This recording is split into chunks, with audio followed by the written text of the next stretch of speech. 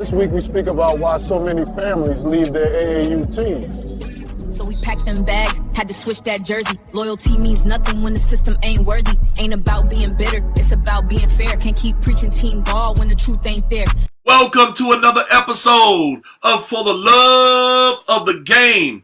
Today is another episode with Coach Fowler and Tony, just hanging out, talking, chopping it up about the game that we love. And today's topic, we're talking about something that should be near and dear to your heart, something that most of y'all have experienced, something that if you haven't experienced it yet as an AAU parent, trust me, you soon will. You soon will. It's coming for you. Whether you know it or not, it's coming. And what we're going to call it today is the AAU transfer portal. Now, of course, there ain't no transfer portal for AAU, but you know what there is? There's a lot of movement that goes on. There's a lot of changing teams that goes on. There's a whole lot of hurt feelings that goes on. There's a lot of drama that goes on. And throughout the years, you will see some of the greatest players move from one team to another team. You will see people who were best friends no longer be best friends. You will see terms like family thrown around and thrown around very loosely. And then you will see family split up very quickly. And Coach Fowler and I have both experienced this, and we wanted to talk about it, and we wanted to chop it up. And Coach Fowler actually put together a structured way of us talking this through. But before I even try to go through this structure or anything, I wanted to throw it to Coach Fowler and just share your thoughts on this topic. Man, it's pretty much inevitable. As watered down as the game is, as unloyal as the game is, as messy as the game is now, it's out there. I mean, I didn't ever think we would be a part of anything, like this, where it feels like we're bouncing and whatnot. But it's there, man. I was talking to another parent this past weekend at a tournament, and it was, I guess the question that neither of us could answer is, why is it so hard to find the right fit? And, every time you think you found it, you dig a little deeper, you start seeing things, and it's just like, wow. So it is inevitable. I think that, you were right. Everybody at some point is going to face it, most likely. If they, some people are happy with the teams they're with, some people's dads coach them, and so it's, all good, right now.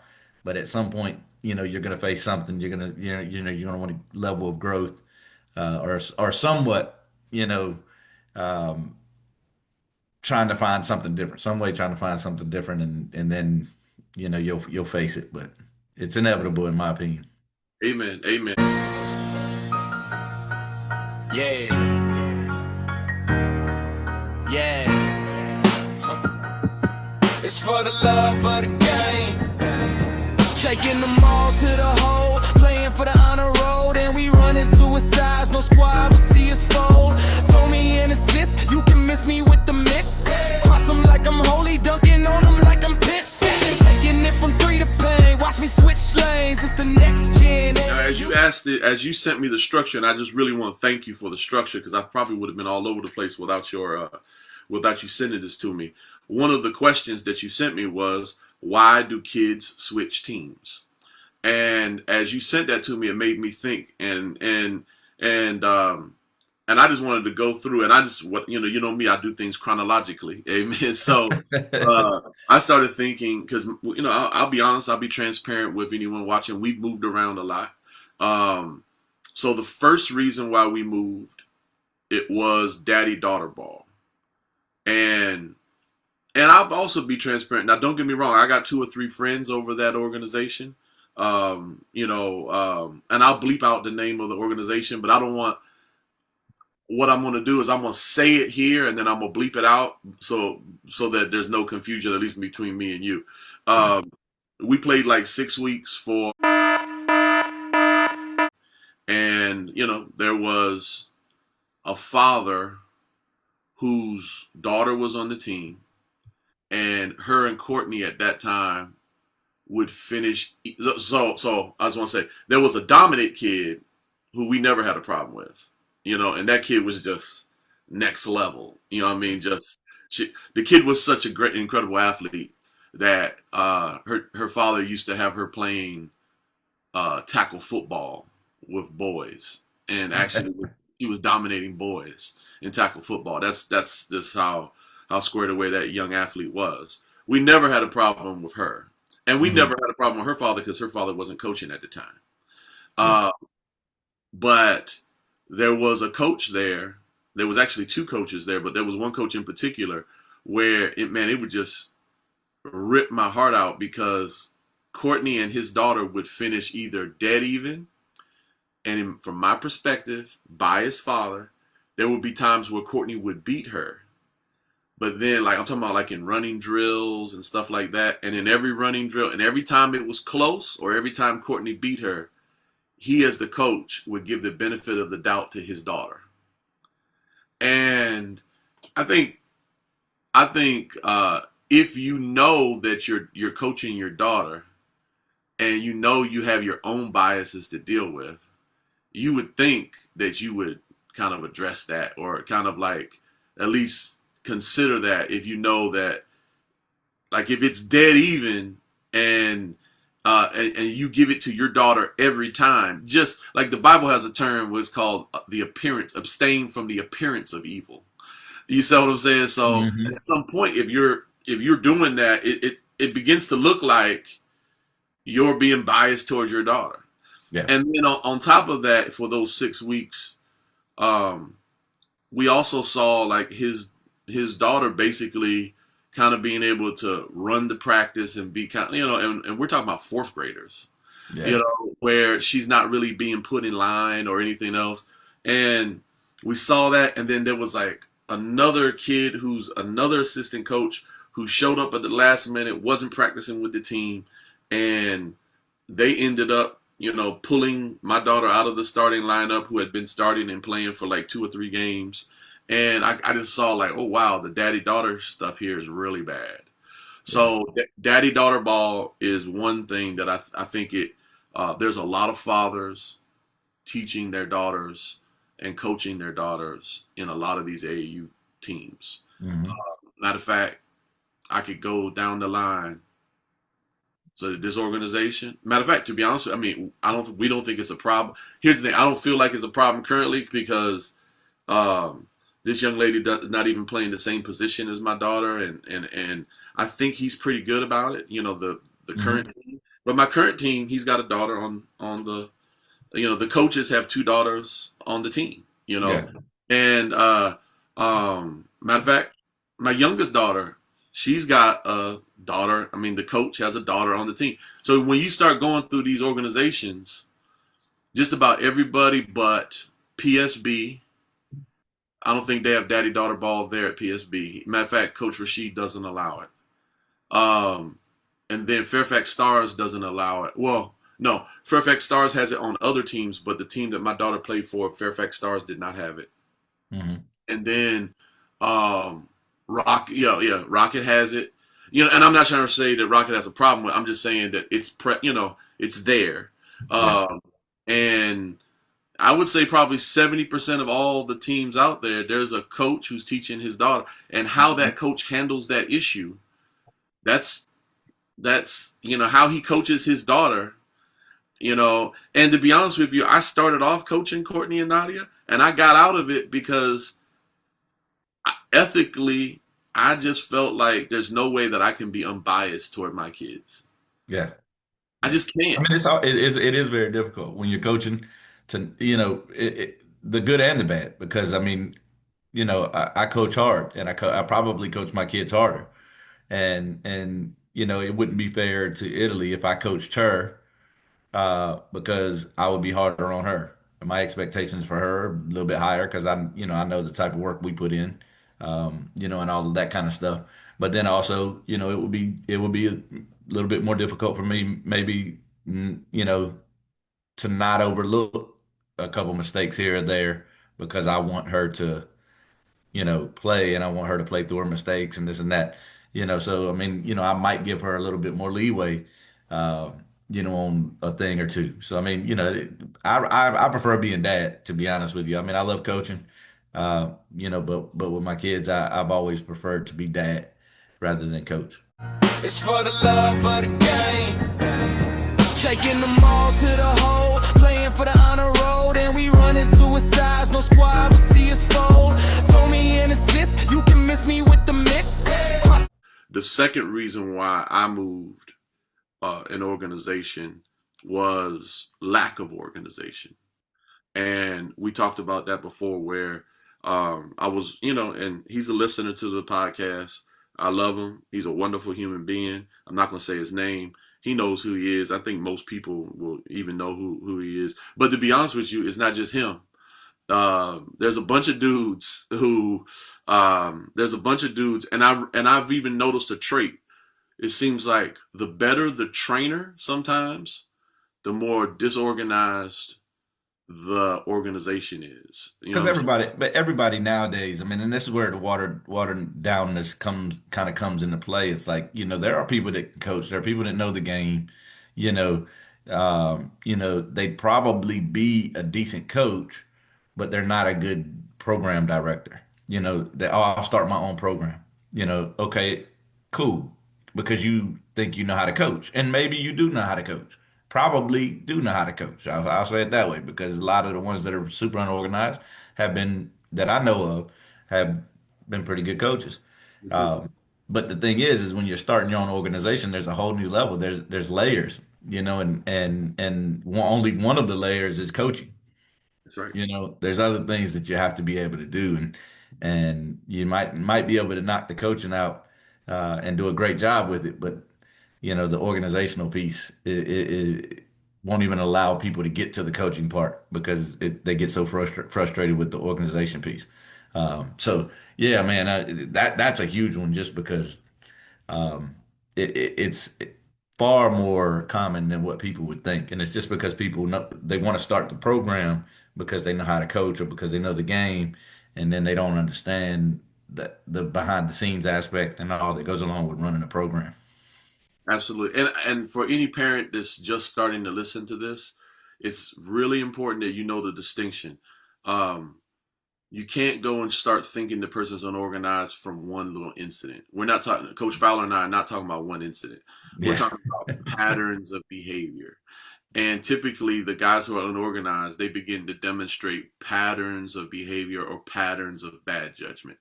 And it's not one time. It's like one, two, three, four, five, six, seven, eight times. And eventually, you're like, okay, because you can't go into battle and and I ain't even trying to be. I doubt he listens to our program, but I'm not even.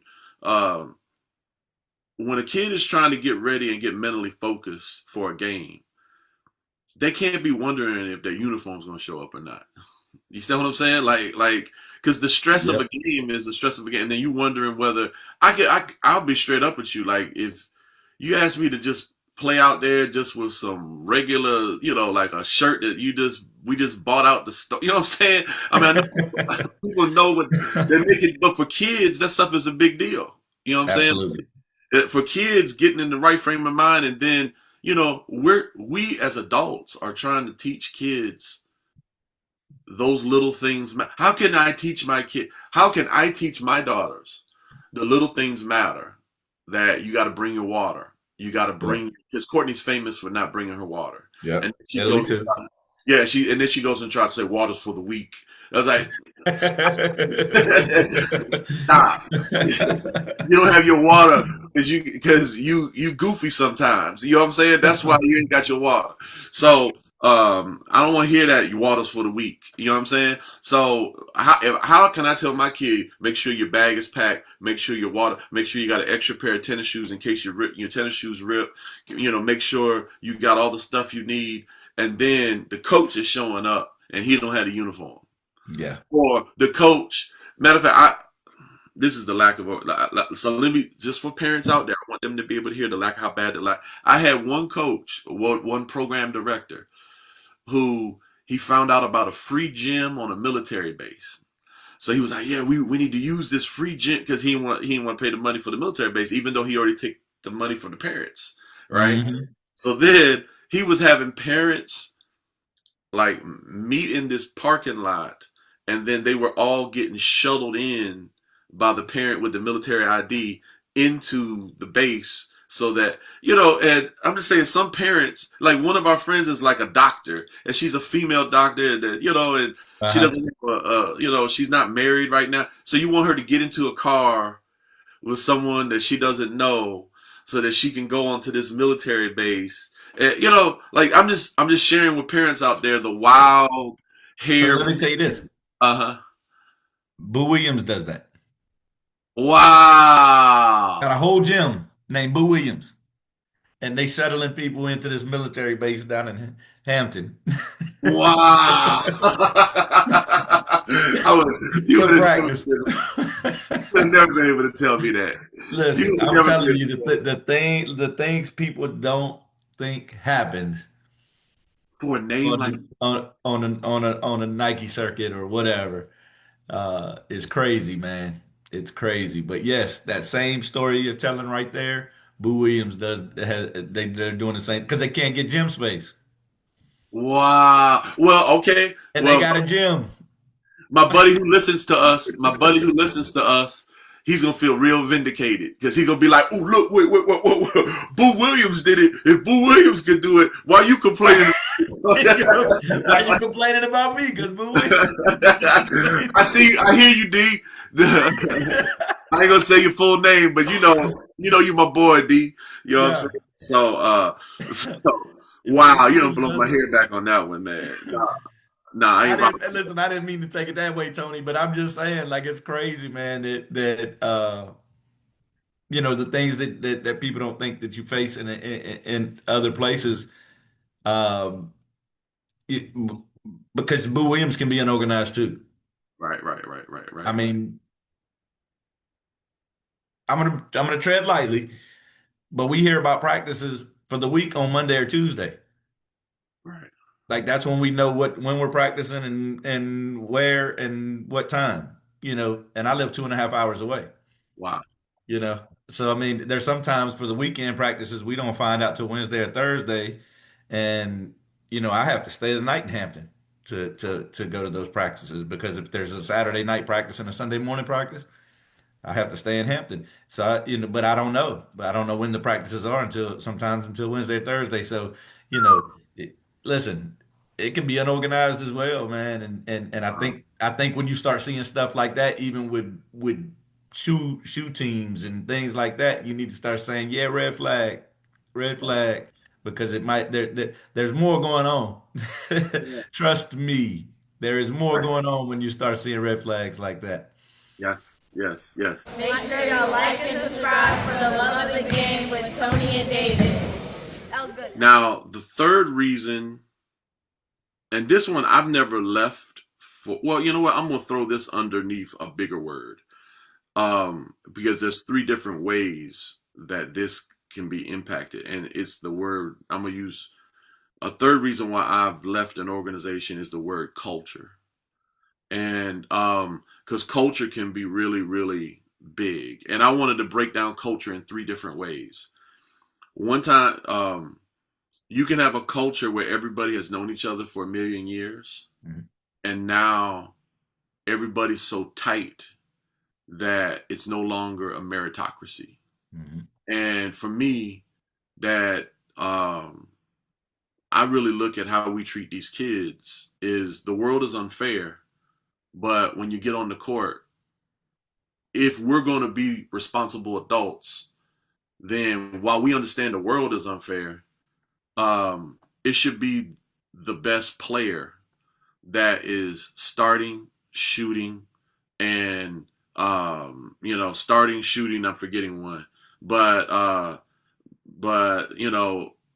and when we adults allow the fact that a kid's been playing with me for 3 years to impact that, even though we know that now this new kid is better, then I think then that's a negative aspect of culture. You see what I'm saying? Mhm. Absolutely. Because here's the whole thing is, all right, so this person's been rocking with you, so now are you gonna and I'll even say this as a pastor. I've heard this. I've seen this in church as well. Like, so let me give you an analogy of how this happens in church. Uh, there's a choir, and then the choir sounds like a bunch of cats in a rocking chair convention. You see what I'm saying? Where it's squeaky and they ain't real. And then like a good singer actually joins the church who can really sing, and then they're like, oh no, you can't join the choir. We already got our choir. You see what I'm saying? So then you would rather go and have this incredible singer not join, and you are sticking with these 5 people who y'all have always loved singing, even though y'all can't sing. Mm-hmm. You know what I'm saying? So then now the church had an opportunity to have a really dynamic singer come in, and you're not using that dynamic singer because you want to stick with this choir where y'all sound like a bunch of drunken cats.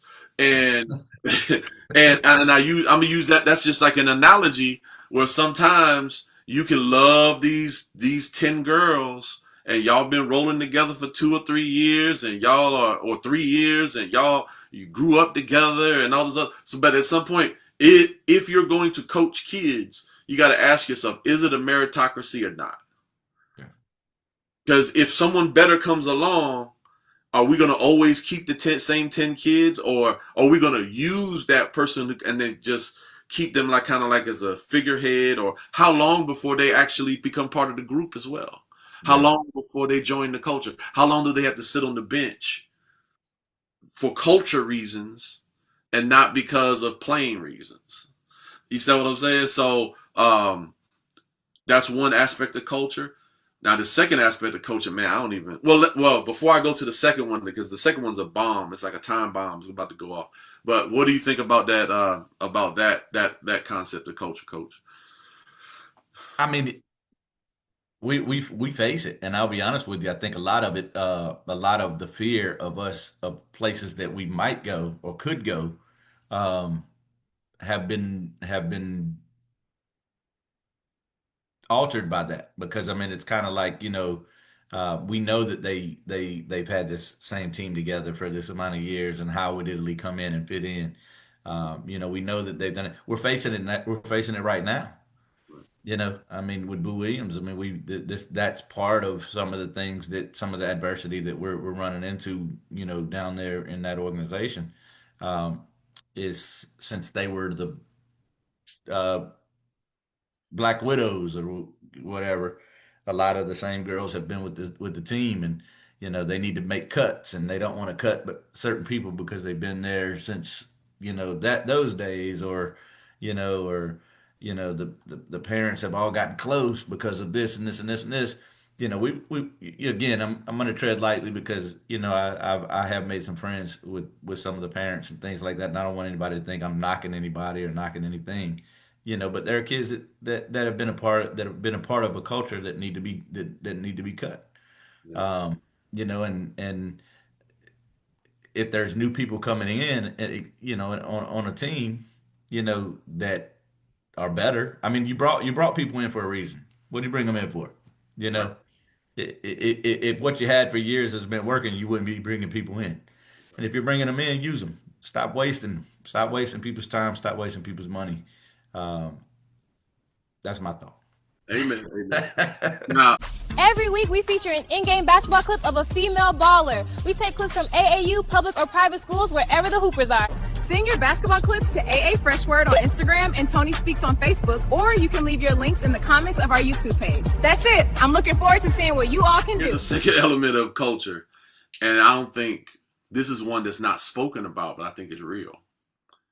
And it's not caused us to move, but we have paid attention to it. And I think, especially in Richmond, I think race plays a big deal about where people go. I think it's fair to say, I know some brothers who they're not going to trust their kids in a place like Rocket. And they're not going to trust, and matter of fact, to be honest with you, they're not going to trust, and I ain't going to bleep this one out, they're not going to trust their kids at MKW either. You see what I'm saying? Because they don't feel that they feel that they're not going to be willing to come on this thing to say this. They're not going to be willing to come on this podcast to say this, but I just know them well enough where they feel like there's some programs that they would, some coaches, some programs they would trust their kids to, and they're just not going to trust their kids to some programs because there's some programs that have an appearance. I don't know if it's true or not, but they have. Well, I ain't gonna try. Yeah, I do. There is some truth to it, but um, they're not going to trust their kids to an organization that has a cultural bend to it, Hmm. and I don't blame them. You know what I mean? I don't blame them at all. I don't blame. There's one dude I'm thinking about in specific, specifically where he's not going to allow his daughter to play under certain people because he feels that that's a thing. I think for the parent who's listening, you do need to watch the coach on how he interacts with players, and you know, it's something that's there. So you want to be prevalent of how that coach can communicate and um, and who the organization promotes and who the organization like who do they put on their Facebook page. You see what I'm saying? Like what is the overall vibe that organization gives? Because some organizations they can give a vibe where they're like, yeah, this is the kind of people we're trying to recruit, Yeah. and I think that that's prevalent and people don't talk about it, but I think it's there. So, what's Mhm. your thoughts, Coach Fowler? I mean, that obviously play a huge role, in our household. I mean, being, a biracial family. I mean, you obviously are a biracial family. Um, you know, th to me, I mean, one of the organizations you mentioned, does have interest, and the particular team that Italy would play for wouldn't run into that because there is a little bit more mixture there. Yes. Um, a little bit more diversity. I don't want to say mixture, more diversity with that one. But again, the organization as a whole still kind of turns you off because of that component, you know. But I mean, last year we played with Havoc, and I mean, that was a I don't want to say a culture shock, but not for me at all. I know where I'm from, Right. but for Italy, she played with a lot with a team full of more inner city girls, Right. and it was a little bit of a shock for her. But she adjusted, she adapted. She's been able to do that. So I mean, I feel like she could anywhere, but for us, as far as a comfort level, I mean, I think being around people. Uh, that we feel comfortable with, and Italy being around girls that she feels comfortable with, not where, I mean, at the school she's at, man, it is the whitest school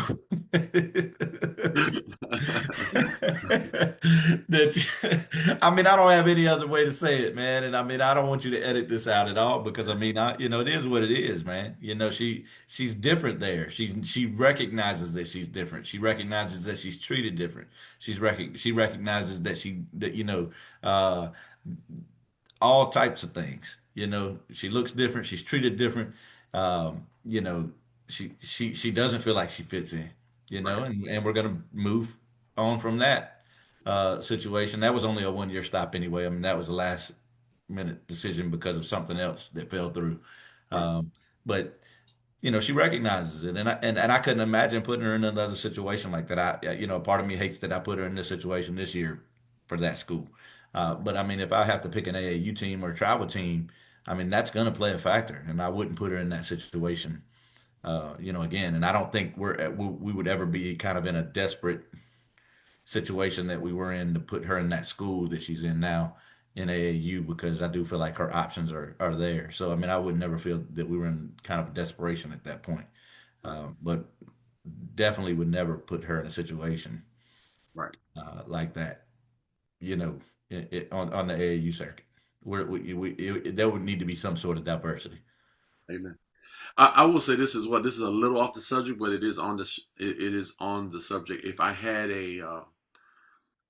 If my daughters had already gotten their scholarships, or matter of fact, if this is still a problem, once my daughters get their scholarships, I got to promise myself I'm going to go to the media and turn this into a big issue. Mhm. where when Caroline Middle School, they organized some games against a private school. And there's it's a very rich, it's in the, it's a neighborhood in Richmond where all the $1 million homes are at, you know what I'm saying? Mhm. And, or excuse me, uh, $1.8 million homes, because $1 million home nowadays is not really all that, but a $1.8 million home, So, and we go into this private school, and man, they did not have one person of color on the entire team. You know what I'm saying? In the central Richmond playing for a private school. You know what I mean? Not, and you would think if, since they had the money and the resources, that they would recruit and they would say, hey, they would find a young lady who has good grades and say, hey, come on our team. But I guess they've gotten to the stage of life where, especially, with the MAGA world that we're living in now, where they're like, we don't even care about the appearance, right? Yeah, This is what we got. What are you gonna do? You know, exactly. and Yeah. it just really kind of blew my mind. They might And wear that badge proud, man. yeah, yeah, and it really blew my mind that they even had that. And it felt good, but we beat them 2 times too. So Yeah. Yeah. a public school, we beat them 2 times. But Hey, did you know there's this little button? It's right here on the video, and it reads SUBSCRIBE. And when you click that little button, an angel gets its wings. For real. the third thing that when it goes under culture, money. Um, there are certain places you're going to try out for any parents that are here. If you're a middle class family, there's certain places you're going to try out for, and because basketball is so expensive nowadays, and certain teams are so expensive nowadays, there can be in certain places like a little pecking order where money talks, and um, I will say that I loved our time with Fairfax Stars, and I love the coaches there, but I feel like the affluence of some of the parents. I think it was impactful, I guess you could say, and it did change the culture, where you begin to ask yourself like, if the kid, if the kid's dad wasn't a millionaire, would they be here? You see what I'm saying? Because money talks with these programs, and I don't think that's just Fairfax Stars. I think that's prominent in. I think money plays a factor in some of the kids who are playing in Rocket as well. Mhm. Because there is a in squad, and there's like, matter of fact, I even be real, there's a dad that I'm always friendly to, always nice to, but you can kind of tell he kind of deals with me at a distance, like, because Mhm. he's in the country club, and Yeah, and he's like, yeah. hey, nice Tony, but not that nice, we're not that close, you see what I'm Right. saying? Yeah. And I'm like, all right, and that kind of stuff can play a role in the culture in the decision that you make of whether you want your kid to be on that team. You know what I'm saying? Yeah. Because I want my kids to be with people who are, upwardly mobile or educated or whatever else. But if they're educated and then they're isolated, and my kids are going to always feel segregated when they're with them, and they can't crack that bubble, then what's the benefit of us? What's the benefit? What's even the benefit of the relationship? Yeah. You see what I mean? So those were three things I thought about in culture: inbred, the inbred nature that some teams can have. Race can play a role. Money can play a role. Any other thoughts about culture? I mean, I guess tying it could tie in with the money piece, is the politics, man. Um, I really had an eye opener. I really got a good eye opener this weekend about some the politics of things and some of the bigger organizations and whatnot. Um, but I don't think it's just it's just targeted to that area. I mean, all teams are facing politics. All teams, who what not necessarily talent, skill, those type of things. Um, and I think that's more tied in. For me, I don't want to sound uppity or snobby or rich because I'm not any of those things. But I will do it, and I know you will too. To me, money for me wouldn't play a factor, because I would just try to figure out the money. And I know people look at me sometimes and they're like, is he throwing his money to try to, you know, benefit his daughter? And that's not the case at all. I'm trying to benefit my daughter, and I'm trying to benefit yours too, you know. Those type of things. So money would never play a role, per se, as far as what the organization expectations are. But but I do think that, there may be sometimes where, if people found out, and that's why I move in silence. This is probably the first time I've even said this publicly. I have contributed in the past, financially to teams that Italy has played for. I do have a side business. It's very well known on this podcast that I run tournaments and things like that. And I don't run them to get rich. I don't run them for my own wealth. I supplement my income so I can afford my daughter, basically. So, Amen. I mean,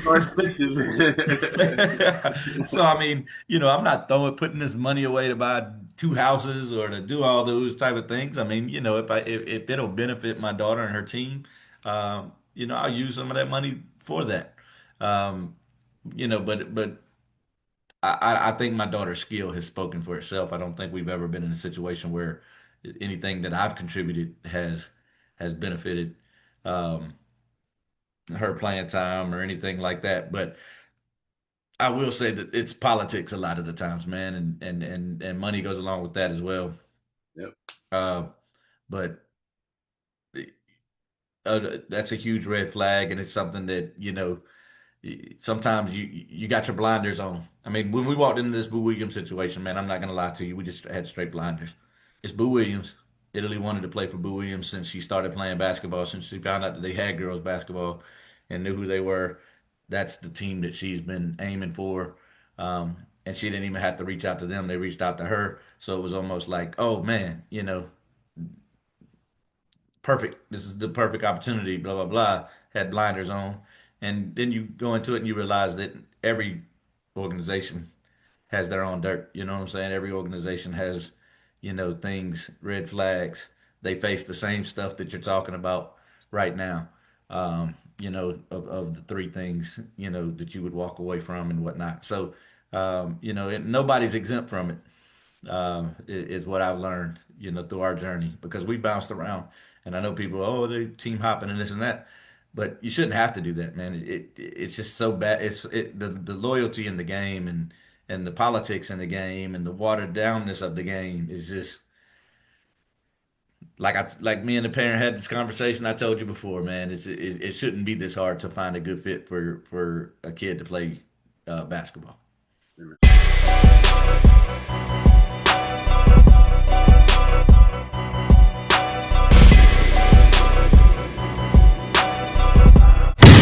Tune in, like and subscribe for the love of the game with Tony and David. Now, the last thing I could think of why kids move, and this one is probably the most rational, um, and I think a lot of parents, and I want to, for any young parent or new parent starting out, I want to stress this. For your kid to become elite, they're going to need to practice anywhere from 60 minutes to 2 hours a day. So, it's going to take a lot of practice, a lot of work. Mm-hmm. And if you're doing that and you're also driving a long way, then that can have an impact and over the long run, it can impact the kids' sleep patterns. It can impact a lot of things like it can have an impact. So the last thing I want to put on there that impacts when people leave or how people can leave or why people is just the common thing of distance. That was the number one reason why it broke my heart to leave Fairfax, even though there was a culture issue there that bothered me a little bit. That wasn't the reason why we left Fairfax Stars, because those three coaches were so amazing that it broke my, like, literally I didn't, But I almost cried sending that text, telling them that we were not going to go Yeah. back because those kids are good coaches. Like they are really good coaches, and we did not want to leave. It's just um, with vehicle issues, wintertime, and driving up to Fairfax County from Caroline County. That wasn't like that couldn't be a two hour drive in bad traffic. That can be a 2 hour drive one way. You know what I'm saying? And then when you start thinking, my daughter actually needs, for her to do 400 makes a day, and then me driving for 2 hours one way, and then an hour and 15 or hour and 20 minutes back at nighttime, really late at night, and then she's got school as well. It's a factor. Distance is a factor. You know what I'm saying? And I'll even say this with you. I'll challenge. I'll ask you this. I know that there was some things that may have irritated you recently, but if that same organization was 15 minutes away, I think like you may have been able to withstand the bullcrap like a longer period of time. You see what I'm saying? Because everything gets a little more frustrating once you drive 2 hours to get somewhere. You I see? was waiting. I was waiting my turn. But that was exactly what I was going to say, man. To me, the distance won't play a factor with the decision, but immediately when I'm going a longer distance, because I have to go somewhere anyway, man. Where we live, there's nothing here, nothing of any substance. You know what I'm saying? I mean, there's nothing quality here. And so we have to go somewhere else. And so we're either going to go in, an hour and a half to Richmond, or, we're going to go 2.5 hours to Hampton. But Right. I'll say the further that we go, the standard is raised. Yeah. The expectations are higher. So if I'm going 2.5 hours, listen, you best believe, my tolerance for the nonsense goes down. I mean, I'm not tolerating that much at all. So you're right, and some of the things that we are facing, I, me and my wife have talked, and we're like, listen, we can't drive 2.5 hours for this. Right. When we can get better, I mean, we're losing the teams we're driving past. Right. You know what I'm saying? Right. There's teams that have offered her to come play that we've lost to that are hour and a half away.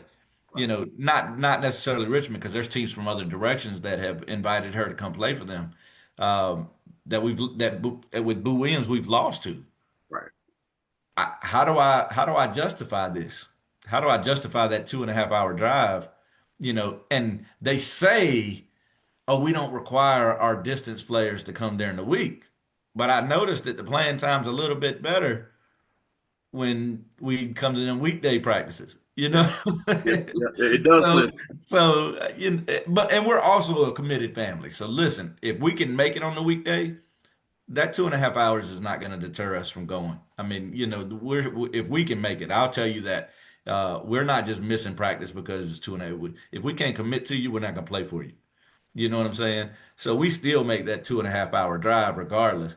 But I will say that there was one week we didn't really have it in us, and we had a lot going on, in other aspects of our lives that it wasn't looking promising, and we had to make it work. Um, there was pressure coming, that for on us that we needed to be there. So we had to make it work. And then, of course, we had to leave Italy with the coach because we weren't going to be able to go to the tournament until a little bit later on Saturday. So she had to stay with the coach so the coach could get her there. So there was a lot of pressure with that, and so we went and did it. That was about the only one of the only times where we weren't going to make it, we couldn't make it, this and that. But any other time that we could make it, we've been there during the week. As soon as her school season was over, we started getting there. But yes, the standard shoots way up the further we go, and if we're losing the teams, that we're passing to come play for a team, and there's chemistry issues, and there's culture issues, and bickering in the background, stuff like that. I mean, you start questioning why am I putting 2.5 hours into this? Yeah. Yeah. Don't forget to like and subscribe for the love of the game. So those are all the good reasons that I could think about for someone leaving the team. Did I miss one that you want to bring up before I go to the bad reasons? The bad reasons to leave?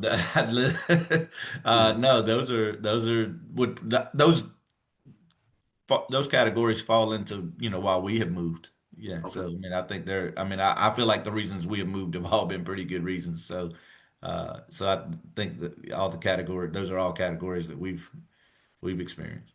Okay. So and I didn't put as much time into the bad reasons, because I was focused on the good reasons to leave. But here are the bad reasons. Here's one bad reason that I saw someone leave for a bad reason. Um, and I'll just call it player development.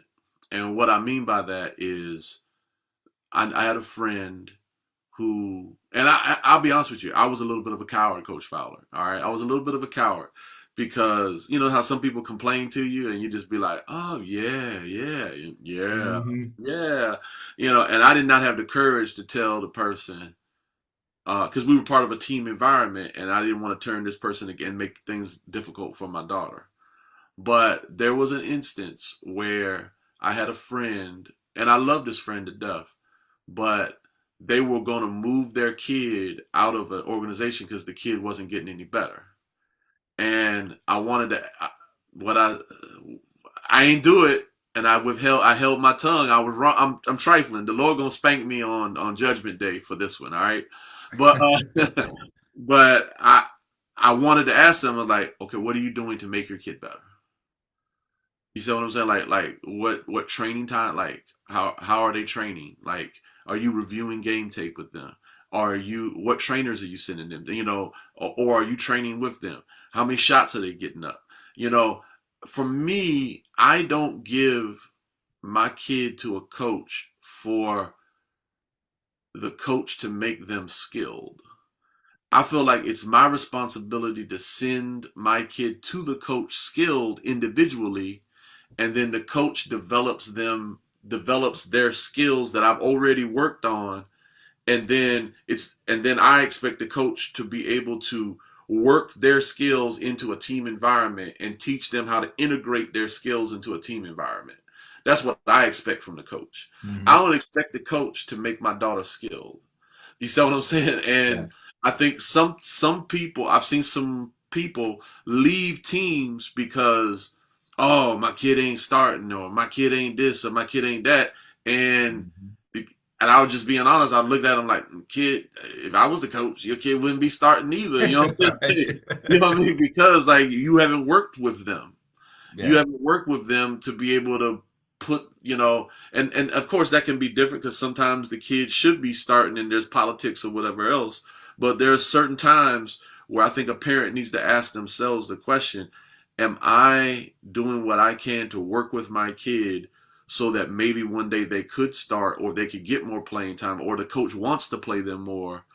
Am I giving this coach a skilled player, or am I expecting? And just for any parent that's listening, AAU coaches typically don't have time to go and do skill development with your kid, not individual skill development. They don't have time for that.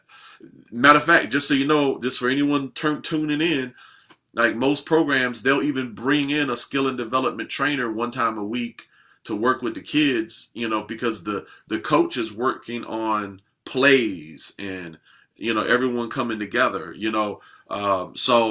I think that's a bad reason to leave. Sometimes you could just stay in your place and just work and get better, and you don't have to leave. And it Yeah. has nothing to do with the coach. What's your thoughts, Coach Fowler? I agree, and that's probably one of the main reasons. They'll say that they're not getting better or whatever. A lot of it has to do with, well, I'm not starting because I'm not getting better. I'm not getting developed, and this and that. If I was getting developed, I would be starting or stuff like, some things like that. But I will say on the flip side, if somebody's listening, parents listening, whoever's listening, you also have to consider the flip side of this because there are times where it's okay to walk away if you feel like a coach is killing confidence. Yeah. And I've seen it, experienced that as well. A coach can kill confidence, and it's okay, you know, to walk away from a situation like that. You don't have to bash the coach. You don't have to, walk away with any hard feelings. But it is important that your kid has confidence in the situation that they're in. Um, you know, but everything can't be the coach's fault. I mean, at the end of the day, also the parent has to take accountability. Kids have to take accountability. Development doesn't come from AAU practices per se. I mean, yeah, there should be some level of development coming. You're practicing, so you should be developing it while you're practicing. And if you're putting in the effort, you're going hard. The practices are challenging. There's some level of development coming, but there's a level of work you have to put in outside of practice to develop as well. The development, that's where the main development comes. You get that, then you work on it to try to translate it over to the games. And that's where that comes from. Everything can't be the coach's fault, but it is okay to walk away from a situation where it could be the coach's killing confidence. Now I'm gonna say something. Coach Fowler might disagree with me on this one. There's another reason why I think you gotta leave it. You gotta leave. and this is something I'm gonna say something that's gonna sound crazy. And matter of fact, I'm gonna put it up in the short because this might go viral, Coach Fowler, what I'm about to say. All right. This is my experience. When they're offering you a cheap program, typically that means it's going to be a bad program. So, so when someone comes to you and they say, hey, it's only $400 or $500, run. You see what I'm saying? So what I want to say, a bad reason to leave is, and I know this is going to sound crazy, but a bad reason to leave a program is money. Because typically if one is $400 or $500 difference, and they got all these they're organized, and like I'm gonna say something crazy, Coach Fowler. I'm gonna test you on this one. If you can find an AAU, EYBL team that is close and is a meritocracy, and so it was a meritocracy, it was close, and it's an EYBL team. Would you be willing to spend $2,000 this spring? You see what I'm saying? I mean, yeah. Yeah, that's my point. Not a doubt in my mind. I would put yes, yes. So my point is this: I would even be willing to spend probably up to $3,000 if it's a true meritocracy, if it's an EYBL and it's close. For me, it's not the money. And I want the young parent, if your kid is serious about this, don't be quibbling over, don't make your decision off of $1,500 here and $1,000 there. Don't let that be the factor. And I would be willing to say this: I would take the EYBL out of it, right? Because I would be willing to pay that type of money for the right program on any stage. That's right. You know what I'm saying? Now, not if you're sitting in Richmond all weekend, every weekend, every month, every weekend. No. But if you're offering the things that, if I'm checking off the boxes, and you're offering all of these things, I'm not going to allow money to be an issue. If you're able to offer that much, you don't have to be an EYBL team, for me to, figure it out and come up with it. You know what I'm saying? I'll do that for the right spot for Italy any day of the week. Yes, I'm at the same way. Like for me, it's not about the money at all. So I'm matter of fact, to be honest with you, on the team that we're playing, I put $1,000 in before I knew that we weren't going to go back to Fairfax Stars.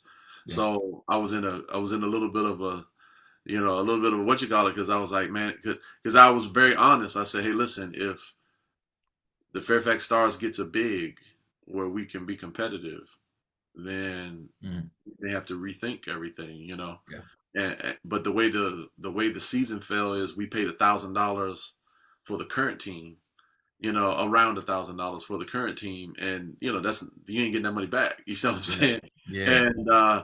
And we had to wait 2 or 3 weeks to see whether Fairfax Stars was actually done. Mm-hmm. But like if it's going to work, I don't. The money's not the issue for me. Yeah. If it's going to work, the money is not the issue for me at all. You know, so And I will and I will I'm gonna kind of go against you a little bit as far as if the money if it doesn't cost a lot, run. Because I will say this that there are some people who out there who are really trying to make it the bare minimum. Now I will say that those that are really penny pinching and doing that oftentimes find themselves either coming out of pocket or coming up short later in the season and having to figure some things out. now, I will say go ahead. Go ahead. I'm sorry. I will say that when I ran my organization, um, I tried to get it to there was never money left over at the end. There were sometimes I had to come out of my pocket to cover everything. We fundraised, we got to the point where we were really good at fundraising and getting funds in where kids didn't have to pay a lot out of their pockets and things like that. Um, and it always worked. We went to a lot of the places that these teams that were, the kids on our team were like, man, this team was going to charge me like $1,200. Now this is way back in the day too. It was going to charge me $1,200 to go to all these places, and the most that I've ever charged for any kid to ever for kids to play on in our organization was $700. And they were like, man, we paid this and we were able to go to the same places they went. We had hotels included and everything. Right. So I will say that. And then I've also had a man call me one time and ask me about my tournament, and he was like, man, I had somebody tell me if the tournament is under $500, run. Don't go to a tournament that's under $500. You're not gonna get your money's worth. It's not worth it. It's just some rinky dink thing. And I pride myself on keeping our tournaments at the price point that we're at and still offering everything that we could possibly offer. So if I'm doing that with tournaments, I can't necessarily say that a program director is not doing that for his teams and could be coming up with other ways to offer the perks, the same perks you're getting from these other teams that are charging. Because I do know some people charging, they pocketing money. So Yeah. at the end of the day, I know some people that are taking your money, and so it's not. Oh man, I feel comfortable paying this $1,500, and 500 per player is going to the program director. You know what I'm saying? So you got to be careful with that piece too, but don't necessarily let the money scare you. Make sure that you're getting that you're getting what you're looking for. And if you can get it for $700, then get it for $700. If it takes $3,000, then pay the $3,000. But make sure that whatever you're looking for, you're getting. Amen. Well, you know what? And even as you're saying that, I will say I overgeneralize, and I'll say this because you introduced me to a man that I follow very closely online, and I think very highly of him. And as you were talking, I was thinking about Frankie Lewis. You know what I'm Mhm. saying? And I know he doesn't charge. I can't imagine that he tries to break people's bank, but Yeah. he still, is been doing, and offers a quality, organization. So you're right. There's always those exceptions, men like Frankie Lewis and others who just Yeah. do it for the right reasons. But I will say, generally, though, what I am saying, there is some. I've run into there is some truth because you got people who just try to throw some stuff together and they're like, yeah, five hundred Yeah. dollars. You know what I'm saying? And it could be a hot mess, man. So, Absolutely. so I'm not as scared from those larger organizations now that charge a lot. It's just if you charge a lot, you need to deliver on what you're Deliver what you charge. delivering, what you're charging. A third thing I think that parents that I've seen people leave organizations for is I think parents need to remember that we're all flawed. We all make mistakes, and to not leave unless it's a moral issue like a sexual issue or something. I would encourage parents not to leave an organization just for one incident because Mhm. anybody can have a bad day at yelling. Anyone can have a bad day in substitution patterns. Anyone can have a bad day, and guess what? Anyone can have a bad day organizationally. I Mhm. think it's important to leave an organization once, and I'm proud of myself on this. we've never left anyone just because of one thing. Like we've left when daddy daughter ball, it was a pattern. Hmm. Lack of organization, it was a pattern. We never left for race. I just mentioned culture. We've seen it as a pattern in instance, and distance is not necessarily a pattern, but it's a pattern where it ain't gonna change. You know what I'm saying? It ain't gonna get the road ain't gonna get no shorter. Yeah. You know, as you're riding. So I would be, especially if all these other things are working well, and a coach has a bad day. You need to really be honest with yourself and ask that question: does he always act like that? Hmm.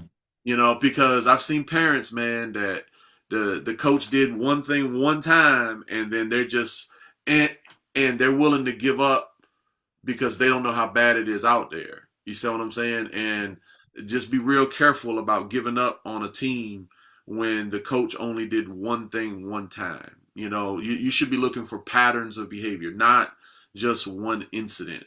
I think that's a bad reason. If so, the coach blows up and he, you know, freaks out one time. If he goes Bobby Knight one time, you know what I'm saying?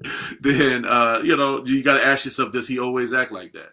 You see what I mean? Or if he's always throwing a chair at every, then you got to ask yourself, all right, you know, do I want my kid around that? You know, but if he does it one time, then it shouldn't be the end of the world. Hmm. So we need to give some people grace as well. What are your thoughts on that? Or you know, If you leave on one mistake every time, you're just not gonna you're gonna run out of teams.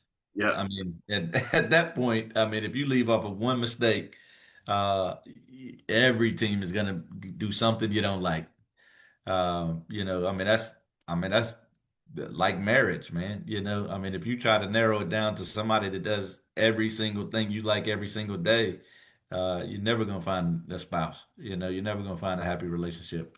You leave on every mistake, you know, you be divorced a million times. But so I mean, same thing. I mean, you know, you look at that with the basketball, with AAU basketball. I don't think you're going to find the absolute perfect program that just does everything exactly how you like it, everything the way you want it. You know, and if you leave on one mistake, again, you're just going to find yourself with no teams left because that's just going to happen everywhere you go. I that's mean, you do have to kind of weigh it out. You know, if you're checking off again, if you're checking off boxes that you're looking for, and they have them, and they make one mistake, that would be foolish to walk away. amen, amen. Now those are the main reasons why I thought were bad reasons to leave a team. Can you think of another bad reason to leave a team? I mean, I think you included playing time in the first one, but I do believe that playing time, you need to go somewhere where you want it. You need to go somewhere where you need it, and playing time does matter. So I'm not gonna say, oh, if you're, you, you know, you shouldn't leave because of playing time issues.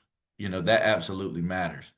But if you know absolute that there's room for you there, you know that you can play there, but you're the one just not putting in the work, or you're not showing up to practice, and you're just entitled, and you think that, you know, it's owed to you, and I'm gonna go over here because they're just gonna give it to me, and I don't have to work for it. You're doing yourself a disjustice, you know, and leaving the team. And a lot of people do that. I don't want to have to come to practice. I don't want to have to compete. You know, I don't want to have to pay this money. They'll just let me come over here and play and get all the playing time and do nothing for it. And that situation almost never works out in the long run. So leaving one team to go to another team because they're going to give you something that you don't have to earn or work for, um, you know, that would be a poor reason to leave a team. But I'm not categorizing all playing time issues under that same thing because there are if you're gonna spend the type of money it costs to play travel basketball, uh, and you're going to, you know, give the level of commitment it takes to be on a travel basketball team. Um, you should have expectations too. I was also explaining over the weekend that, you know, while coaches have expectations and while programs have expectations from parents and they have expectations from players and whatnot, it's okay for the families and the players to have expectations of the program. and have expectations of the coaches. And just like if you don't meet as a player or family, you don't meet the expectations of the program, they might get rid of you. They might bench you or whatever. You should be able to do the same if the organization and the coaches aren't meeting your standards and aren't meeting your expectations. But so in that case, it's okay because you're investing a lot into this. So I do think that it's okay under those circumstances to walk away as well. Amen. Amen. My big thing is meritocracy. That's the big thing for me. That's my favorite. That's my favorite word in basketball, is meritocracy. We owe it to the kids to have a meritocracy. As a matter of fact, when I remember one time when Courtney got so preoccupied about a birthday that she wasn't focused and playing well, I went and I was right with the coach. Pull her. You know what I'm saying? Pull her. Because if you're not performing, and if you're not putting in the work, then I really believe in that meritocracy, and that's a big thing for me. So we've talked about the good reasons to leave a team. We've talked about the bad reasons to leave a team. Now, one of the in the structure you sent me, and I really appreciated it. It says what really matters: development. What matters most: development or exposure? So you have more experience at this, so I'm gonna let you cook, Coach Fowler. I don't think there's a single answer for that. Right. I think that's a case by case situation. Last year, I felt like development was at least was what we needed to look for. I felt like we needed to find a team where she could build her confidence back. Um, we came out of a situation where I just think that she started to lose little bit of the love for the game, and her confidence was way down, and we needed to find some development in as far as building those things back up, and working on her getting in game, being in meaningful games, being in meaningful moments, so that you know she could develop some of those things that she had that she didn't get prior. So to me, last year was development. This year, I felt like we need to look for a little bit more exposure. Um, you know, her name is getting out in certain places, and we felt like it was important for him to get out a little bit. To expand that a little bit. Um, it's exposure is not the end all be all this year, though. I mean, that's not the most important thing. I mean, she still needs to develop. She still needs to get better. She's in seventh grade. There's still a lot of weaknesses in her game. We're starting to pinpoint the weaknesses in our game, and we're starting to go after, you know, those and targeting them and working on them. You know, so I think that's the most important thing is figuring out case by case what's the most important. Um, you know, for your individual player. For us, uh, are we making our decision off of would we go back to that same situation that we went to last year? No, because I think at this point that's not what we're looking for. That's not what we would be looking for anymore. Um, the schedule matters for us because I think she needs to be playing again for her to develop and for her to also get exposure. And I truly mean that for her to develop first and for her to also get exposure, she needs to be playing a certain level of competition. She needs to be playing other players that are top players in her class. She needs to be playing in the right tournaments against the right teams. To me, for her to continue to develop at this point, but that's not the same situation for somebody else. So it's not. I don't think it's a definite answer. I think it's case by case. Amen. Amen. Um, I'm speaking from someone who doesn't have your experience, and so I'm willing to admit that I'm probably um, doing what I hate called the Dunning-Kruger effect when people are they're talking they're talking above what their knowledge level is. But but sometimes you have to just kind of share what my thought process is. Before the ninth grade, I'm more concerned with development and then it's like a spectrum from ninth grade, 10th grade, 11th grade. I'm more in 12th grade. I'm more exposed. I'm more worried about exposure because as we get closer to that 11th and 12th grade, I'm uh, I'm gonna be more concerned about though I believe what y'all call those live periods and Mhm. those moments so that I'm gonna be praying that Courtney can get hot in one of those live periods and that that she can get that exposure. I'm hoping before the 12th grade, so that by the 12th grade it's already done. You know what I'm saying? Mhm. But I might be speaking out of ignorance. That's just my thought process. But I guess I find out. That's why we have this podcast. You can Is get in a room of basketball heads, and 50% of them will say exactly what you said, and 50% of them would say what I said. right, I think 50% would agree with you. 50% would be like, nah, maybe you need to get it a little bit get that a little bit earlier. right, My thought on this, and again, this is new to me because it's new to the world of basketball. right, uh, with the transfer portal and not a lot of high school kids not getting recruited as much as they did in the past. I feel like the bigger name you have going into those 11th to 12th grade years, um, the better your chances at that point are of being recruited on a higher level. right, I think the more people that know about you early on and are following you early on, and you get on their recruiting board early on, that can be beneficial for you going into the recruiting process, after, 11th, 12th grade year.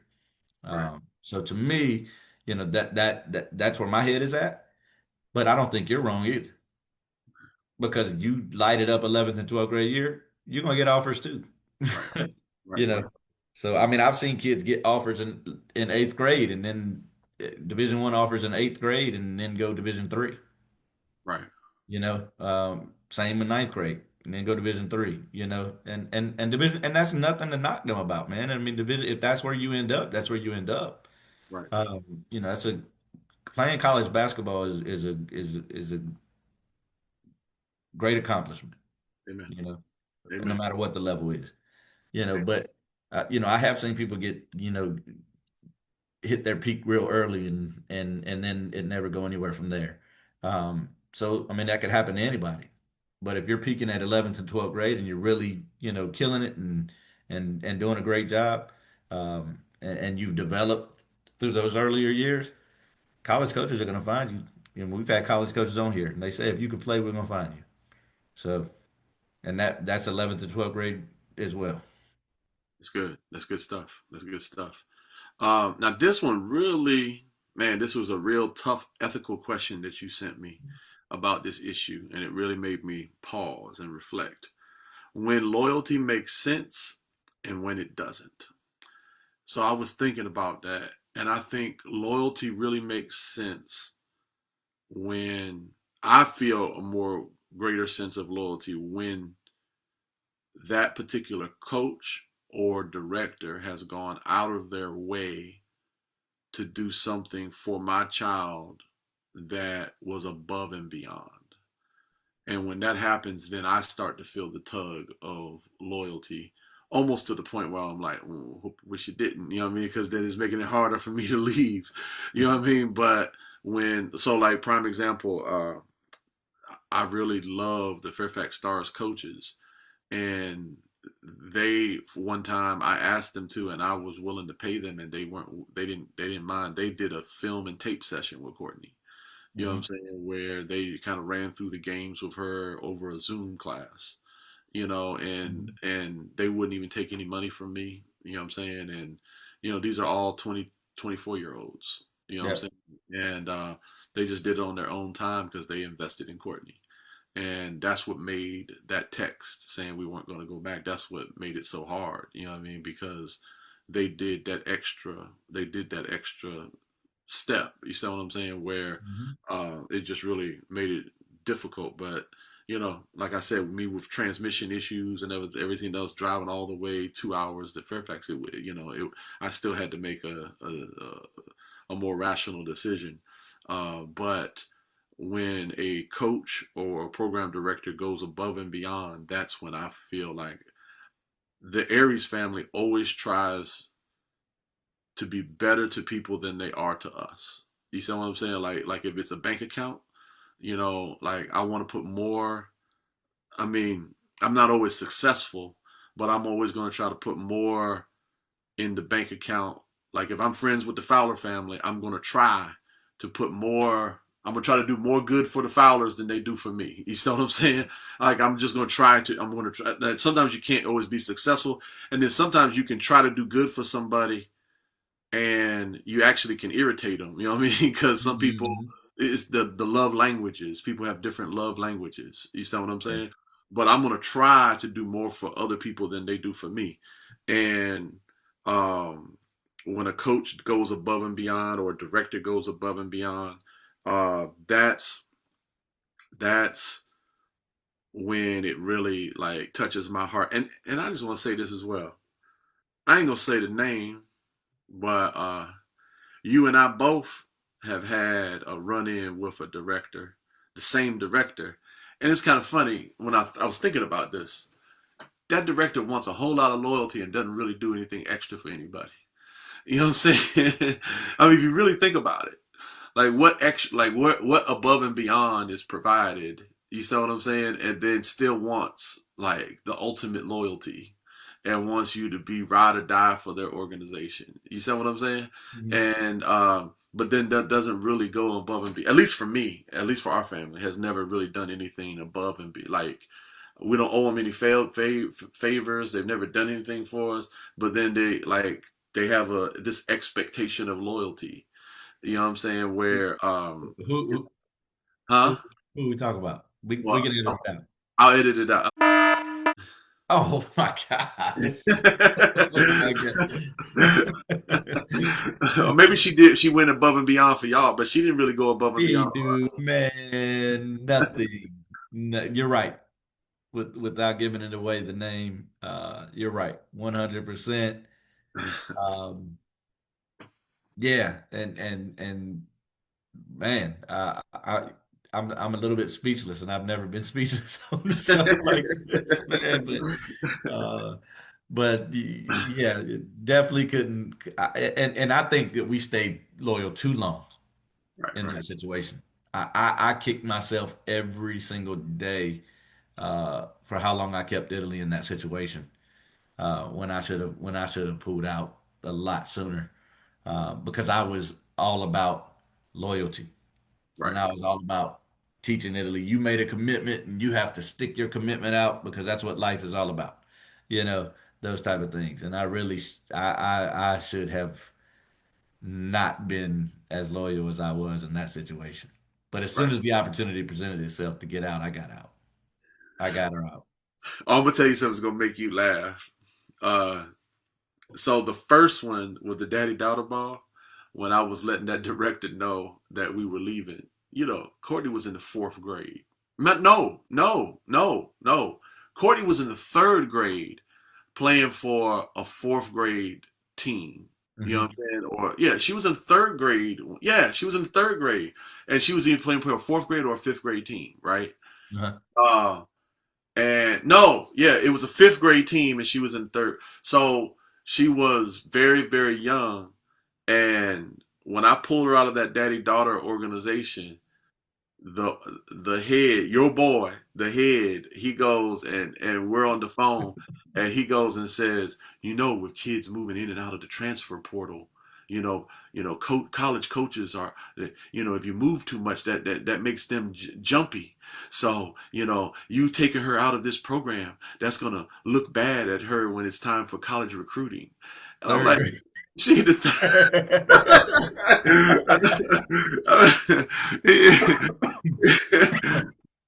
You ruined it. You might as well stop now, Tony. You ruined it. You ruined her whole career, man. You got her off on the wrong foot in the third grade. You don't even know it yet. I can't Your wait for that day that college coach comes to you and says, "Hey, I need to ask you about this move you made back in third grade." I'll edit out his name, but who he was talking to, a new parent. You know what I'm saying? man, I don't want to mess her up, you know. and but literally, even though I was green at that time, you should see me. I looked at the phone like, are you serious, man? Are you? I will say this. This is where my belief in God plays a role as well. I believe you reap what you sow. You know what I Yeah. mean? So if someone's really, really loyal to you and they do a bunch of stuff for you and they do, and they break their back for you and then you just walk out, you know what I'm saying? Then, you know, I think the law of the farm, you may get where you're going, but then I think the good Lord might pay you back in other ways. You know what I mean? So when someone's good to me, I try. So even with the Fairfax coaches, we tried to give them gifts on the way out. We bought them little gifts and we sent the nicest text I could ever imagine. And we told them like, hey, we would love to come back we may come back one day. And, and we definitely tried to be as kind and, and we're hoping we can, maybe we can work with them again. We don't know. But I try not to be when people are good to me. I always want to try to be good back, and you want to just ask yourself, how much time did that coach or that organization spend with your child individually? You know what I'm saying? Like if they went above and beyond, then yeah, you need to consider that at least as you're weighing things out. So Absolutely. now, we already covered what red flags parents should watch for. But here's a big one, and what really helped me, and I want to go to an earlier guest. Here's the question: how to protect your child mentally in all of this. And the biggest blessing to us, and I'm a little mad because her podcast did not go viral, but I'm telling y'all right now, y'all should go listen to her, and because she does offer a great service.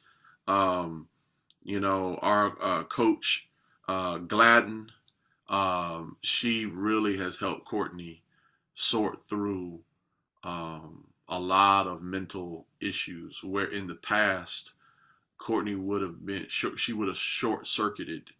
Um, and I'll give you a prime example. We were in a game where yeah, you do develop rivalries, you have histories with people, and it's like all of our enemies came on the court all at one time. You know what I'm saying? The daddy daughter guy, he came up on the court. Um, it was like several of her previous coaches were all present right there in U-turn, and Courtney has the ball, and she dealt with it with grace, and she actually hit a buzzer beater to end the half, and she stayed calm through the whole thing. And I give her hats off to Coach G, because prior to Coach G, Courtney was, she would short circuit, she would spaz out, she would wilt in big games. You know what I'm saying? And after Coach G, I'm not trying to say she's always playing wonderfully, but she's no longer short circuiting, and she's no longer. And the big thing that Coach G teaches is controlling the controllables and letting go of the uncontrollables. You know what I'm saying? And that's been a big thing for Courtney's, mental health and all of this. And I'll say as well, with Courtney at least, um, I was more about going back to Fairfax, and her mother were more about staying here locally. And she's happier with the girls on this team. And I, I think that goes a long way. You know what I'm saying? So rather than just being, driving 2 hours back and 2 hours, and I could, as my family respects me, where I could have put my foot down and forced us to go back to Fairfax. Yeah. But I just know if she's happy, that's going to also help in her development. Mm-hmm.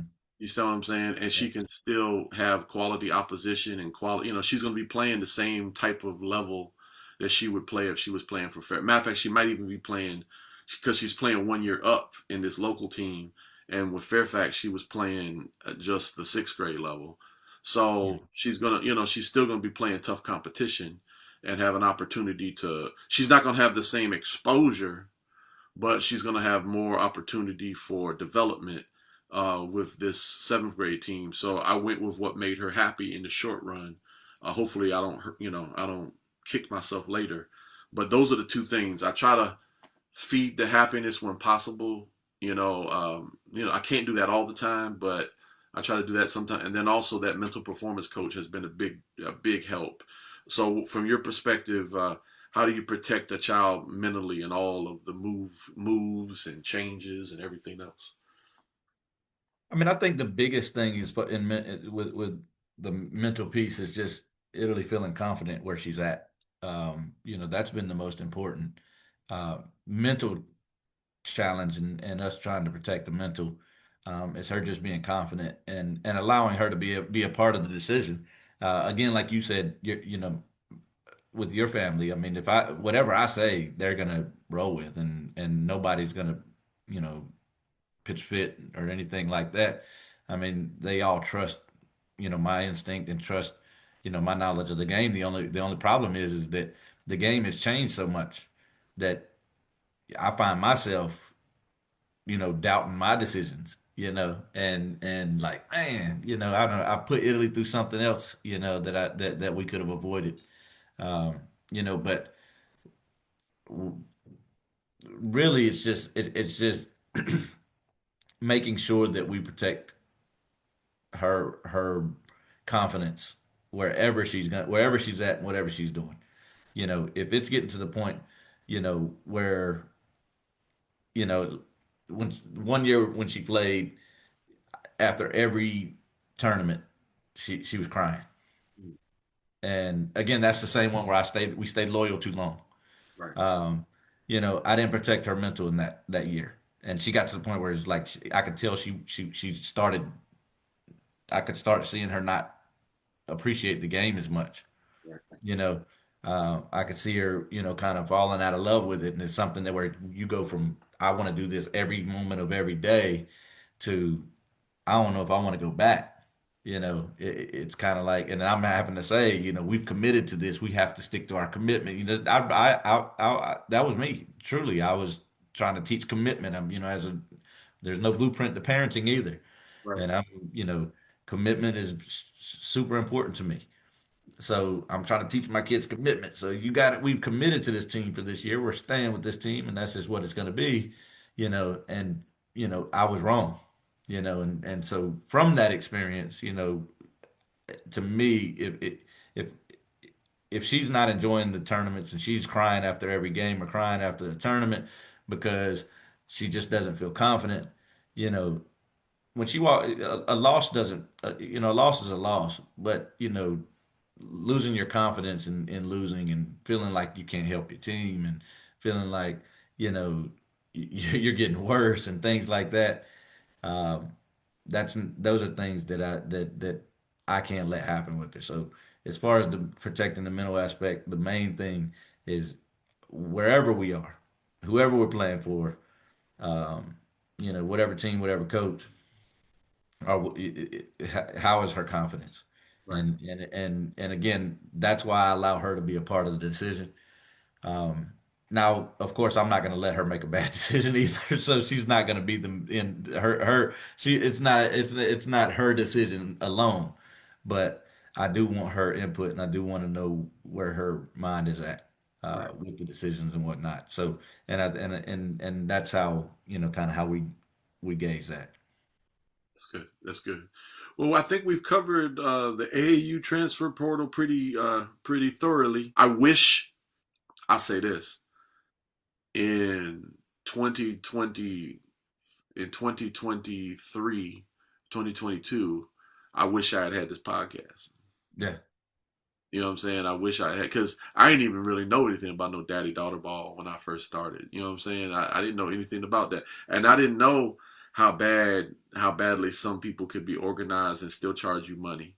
You see what I'm saying? And yeah, and I didn't know about, like, you know, I've always known about race, so that's something. But and I didn't know anything about no EYBL teams, um and I kind of, just from the military, I understood team culture, but some of these things I had no idea about in 2022, 2023. So, yeah. if a young parent would actually just listen to this podcast, I think that they would be blessed. and it's cheaper than some of these little bogus books that people are trying to peddle in our little Yeah. little AAU, what you call it. So I'm hoping they check it out. And any other closing thoughts, Coach Fowler? I'm gonna leave this closing thought right here based off of what you just said, and I'm plugging in my YFB media team, SW3. Some will, some won't. So what? Yeah. Yeah. It's for the love of the game. Taking them all to the hole, playing for the honor road, and we running suicides. No squad will see us fold. Throw me an assist, you can miss me with the miss. Cross them like I'm holy, dunking on them like I'm pissed. Taking it from 3 to pain, watch me switch lanes. It's the next gen, AAU, we the new way. Putting on for all my ladies in the game, going crazy. It's not about the fame, it's for the love of the game. It's for the love of the game. It's for the love of the game. It's for the love of the game. It's for the love of the game.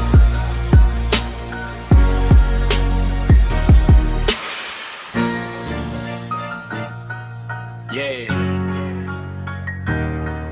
Yeah. It's for the love of the game. Taking them all to the hole, playing for the honor road, and we running suicides. No squad will see us fold.